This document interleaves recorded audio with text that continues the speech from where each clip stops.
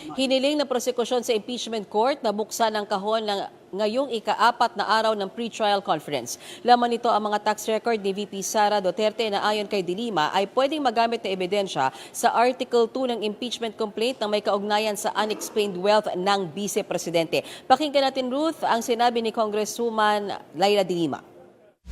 In relation to the issue of unexplained wealth, yung taxable income pa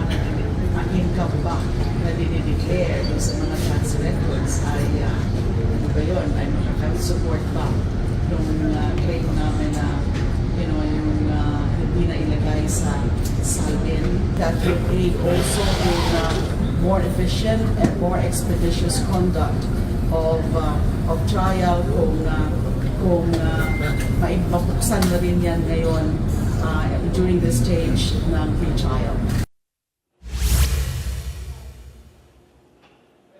Ruth, kung babalikan natin, unang nilabas ang BIR box sa pagdinig ng House Justice Committee nitong Abril. Pero hindi ito binuksan dahil sa issue ng confidentiality base sa National Internal Revenue Code. Sinabi naman ni De Lima na baka kailangan ng Senate Secretary na humingi ng clearance mula sa impeachment court bago buksan o mapayagan yung kanilang hinihiling sa kanilang manifestation. Hihintayin din nila ang komento ng defense team sa request na ito. Narito muli ang pahayag ni Congressman Laila De Lima.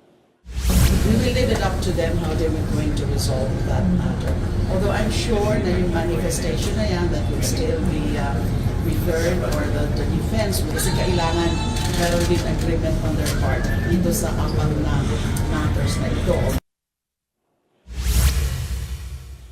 Samantala, Ruth, pinalagan din ni Congressman De Lima yung naunang sinabi ng defense team na tila tuwing umaga lang daw nagpapakita yung mga House prosecutors at ipinapasa yung trabaho ng paggamarka ng ebidensya sa mga private prosecutors. Hindi raw totoo yan dahil ayon nga kay De Lima ay nagkakaroon sila ng assignment o yung toka-toka kada araw kung sino yung mananatili at mag-uumpisa at magtatapos ng markahan ng ebidensya mula sa mga House prosecutors. Katatapos lamang din ang ating interview kay Senate Secretary Bantug at ayon sa kanya, wala pang usapan na madedelay ang trial at nananatiling July 6 ang umpisa ng impeachment trial ni Vice President Sara Duterte, pero aminado sa Senate Secretary Bantug na tight na talaga ito. Dahil kung matatapos ang pre-trial conference by tomorrow or until Friday, then yung pre-trial order ay nausog na by Monday. Dapat kasi, Ruth, dun sa original calendar ng impeachment trial, dapat by tomorrow meron ng pre-trial order. Yan yung naglalaman talaga ng roadmap at schedule ng mismong impeachment trial ni VP Sara. Pero dahil inaasahan pa nga lang na hanggang bukas matatapos yung pre-trial conference,